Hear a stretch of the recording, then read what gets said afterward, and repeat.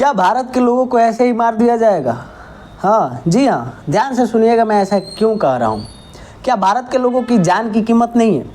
दरअसल ये एक घटना मैं मुद्दा उठा रहा हूँ, अरावली वगैरह ये सब तो चल ही रहा है भारत में। एक और मुझे इन्फॉर्मेशन मिला जो सोचा कि आप लोग को दे दूँ, क्योंकि बहुत सारे लोगों के पास इसका जानकारी नहीं है। मैं इसलिए बोला कि भारत के लोगों को ऐसे ही मार दिया जाएगा। देखिए, मारने वाला ही तो काम किया जा रहा है। अभी तत्काल जो इन्फॉर्मेशन दे रहा हूँ, एक बहुत बड़े इटली से एक जहर बनाने वाली कंपनी जो है भारत में आ चुकी है।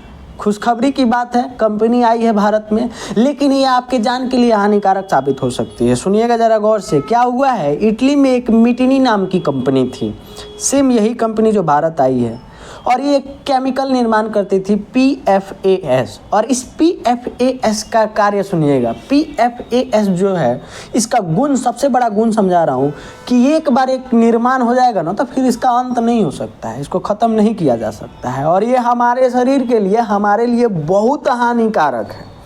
इतना हानिकारक कि इससे तरह तरह ना जाने कई प्रकार से बीमारियां, कैंसर, लीवर, बहुत सारी बीमारियां होने लगी। जांच के दौरान ऐसा पाया गया है। मैं ऐसे ही नहीं बोल रहा हूँ, ये पाया गया है। दरअसल क्या हुआ था, इटली में कुछ कारणवश इस केमिकल का कहीं जल में या कहीं भी पीने वाला जल या इस्तेमाल करने वाला जल में या कहीं से भी ये मिश्रित हो गया, और मिश्रण के बाद इस केमिकल से लोग प्रभावित होने लगे। लगभग 3.5 लाख लोग इटली में इस केमिकल से प्रभावित हुए। और इस केमिकल का सुनिएगा, मेरे शरीर या आपके शरीर, किसी भी मनुष्य शरीर में ये 8 नैनोग्राम तक ही लिमिट में रह सकता है, उससे ज़्यादा नहीं रहने पर, उससे ज़्यादा रहने पर खतरा हो सकता है। और सोचिएगा ज़रा, जांच के दौरान क्या पाया गया है, गेस कर सकते हैं कि कितना नैनोग्राम तक शरीर में गया होगा। जो मजदूर या जो आसपास के अफेक्टेड लोग थे, उनमें ये केमिकल का मात्रा, PFAS का मात्रा 800 नैनोग्राम, 1000 नैनोग्राम नहीं, सीधा 91,900 नैनोग्राम तक शरीर में गया था और पाया गया है।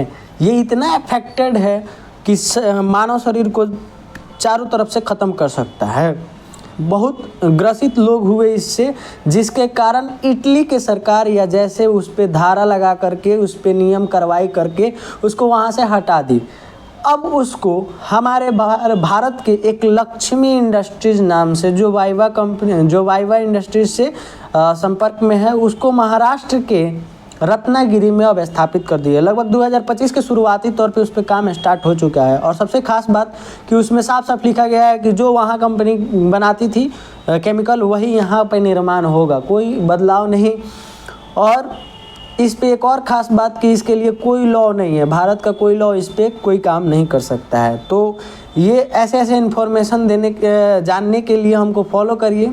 और ये आप सबको जानने के लिए बहुत ज़रूरी है कि कैसे हम सब मरने के कगार पे जा रहे हैं धीरे धीरे, लगभग हमारे विनाश के। जैसे अरावली हटा, साउथ में जंगल कटा, बहुत सारा चीज़ ऐसे हो रहा है जो हमें एकदम से प्रदूषण, एक पेड़ लगाने की ओर और 100 पेड़ काटने की ओर ले जा रहा है, मतलब प्रदूषण को बढ़ावा दे रहा है। तो ये इन्फॉर्मेशन खासकर बिहार वालों के लिए फ़ायदा है कि वो भारत के अन्य जगहों पर कंपनियों में काम करते हैं, तो सोच समझ कर इस कंपनी में अपना कदम रखेंगे।